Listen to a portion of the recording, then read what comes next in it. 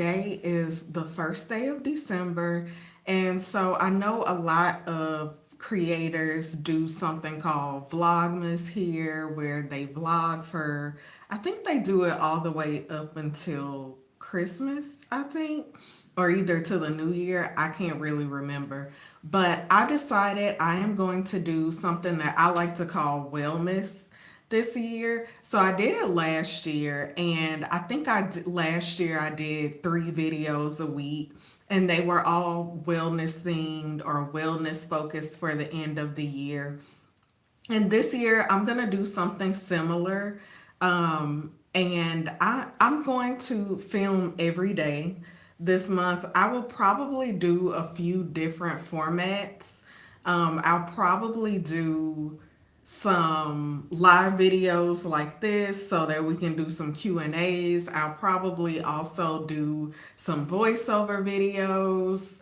Um, yeah, and maybe even some vlogs, y'all. I really want to get into vlogging, but what I want you to do is when you come across this video, when you come across all my other videos this month, if you like a certain type of format or if you really like the way that video was filmed or whatever, please let me know in the comments so that I can pretty much do more of the things that resonate with you guys and the things that you like. So today, for the first day of wellness, I really wanted to get a little bit more into my story. I think I have another video where I talk more about my story with fibroids and how I got here. So I really want to reintroduce myself for those of you who are new, because I think I've had quite a few new people come in or join this community since I talked about myself and how I got started and why I'm on YouTube talking to you guys about fibroids and hormones and all that jazz. So, for those of you who are new here, I'm Shantae, or if you're just coming across this video or coming across me for the first time, I'm Shantae. And I am a fibroid survivor. I still don't know if I really even like the term or phrase fibroid survivor. I feel like I'm a fibroid thriver because, in spite of having fibroids, I have been able to really, when it comes to my health, I feel like I have been able to experience some of the best health of my life in spite of having fibroids. So, my journey started back in 2016 when I found out I was pregnant with my son. And also, that was when I was diagnosed with fibroids. Now, that is very common to be diagnosed when you're pregnant because typically we don't do ultrasounds just on a regular basis. Like, typically, you would only get an ultrasound if you are having really bad symptoms. And so that was the first time I had an ultrasound, of course, is when I found out I was pregnant with my son and went to that first appointment.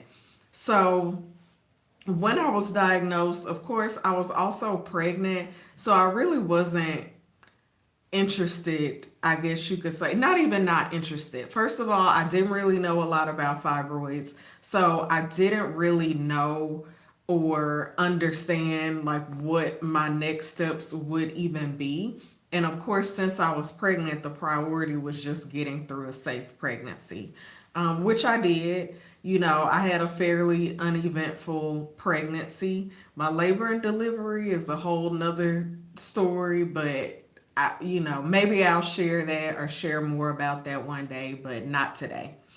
So I found out I was pregnant, found out I had these fibroids, and then really, to be honest, for maybe those first few months after I had my son, I was focused on being a mom. I was focused on keeping my baby alive and all, the things that you're worried about when you have a child, right? So I didn't necessarily do as much as I should have been doing with my health. But unfortunately, during that time, and it's so crazy because now I look back on my postpartum journey, and I actually I had such terrible brain fog that I would like lose days, right? I would not remember what I did the day before that, or I would go do things and not even remember it. And I think part of that was because, and in the time when it was happening, at the time when it was happening, I didn't actually realize that because I think I just kind of got used to being fatigued and in a fog. And of course, I had just had a baby, so I kind of chalked it up to that. But I also think that the fibroids were actually a big part of that because I bled for months after I delivered my son. Like I would still be spotting. I might stop for a couple days and start back again. So I bled for a really long time after I had him. So of course I'm losing blood, my iron is low during that time. So it makes sense that, and of course, just being postpartum, the things that you would be experiencing because of that.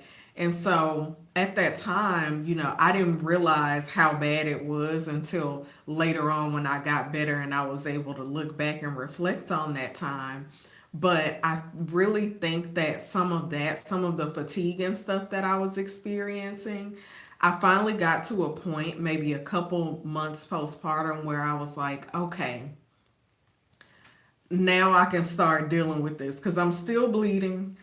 I went to the doctor. I actually think I saw two doctors during that time, and nobody could really help me aside from telling me, hey, we should just wait and see with the fibroids, and we'll just see, or get on the what is it, the progestin pill to stop the bleeding. I didn't feel like the options that I was given were really helpful for me or were going to be helpful for me long term, and there weren't even many options given. So at my that second doctor that I saw postpartum, I think that it really hit me at that appointment that I was going to have to go out and find my own answers and be my own scientist for myself, because at the time the doctors that I had seen just weren't really that helpful, and didn't really, it's almost kind of like, and I feel like this was so long ago, but it wasn't. But I actually feel like so much has changed since then. Because back then, I really feel like any doctor that I talked to back then was kind of just like, oh, it happens. And, do you want to have surgery or you should just wait and see what happens? Those were kind of the two answers that I would get a lot, or either get on birth control.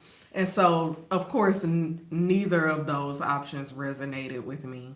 And that's how I ended up here. I remember one day I decided that I've always really been into wellness and, trying to be healthy and all that stuff. And one day I literally made a post on Instagram about me having fibroids and how, you know, some of my journey or some of the things that I had been going through.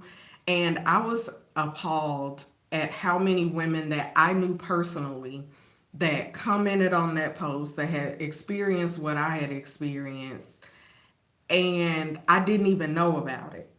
These are people that I've had several conversations with about miscellaneous things.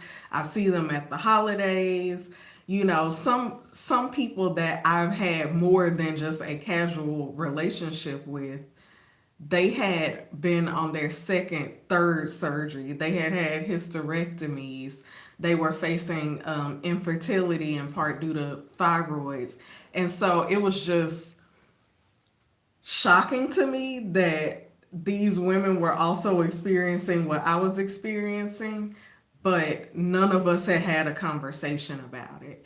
And so that's why I ended up starting to talk more about it on social media, and I created this platform and I created my blog so that I can just share more information and share my journey and what my experience has been so that I can help other women who may not have the support or may not be able to talk, to their family and friends, or their family and friends might not understand, or they were like me, not getting the information that they needed to be empowered to really take control of their health.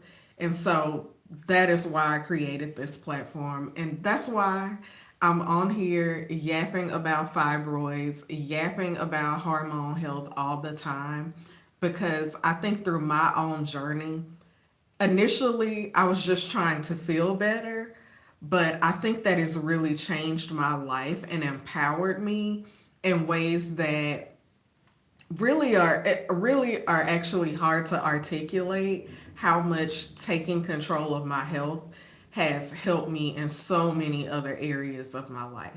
And so I feel like by me teaching other women or modeling myself taking control of my health, I feel like I'm helping to empower women to not just that, take care of their health, but also to really just have a better life overall, improve their quality of life.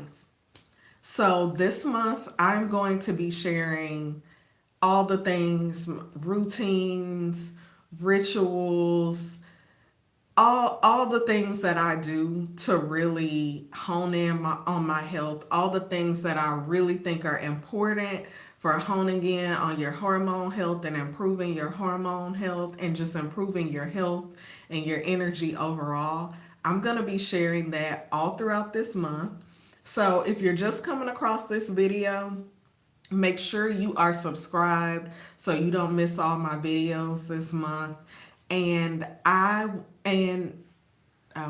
let me see if I got any comments here. Okay. I'm sorry. I thought I saw a comment pop up on here, but maybe I didn't. Okay.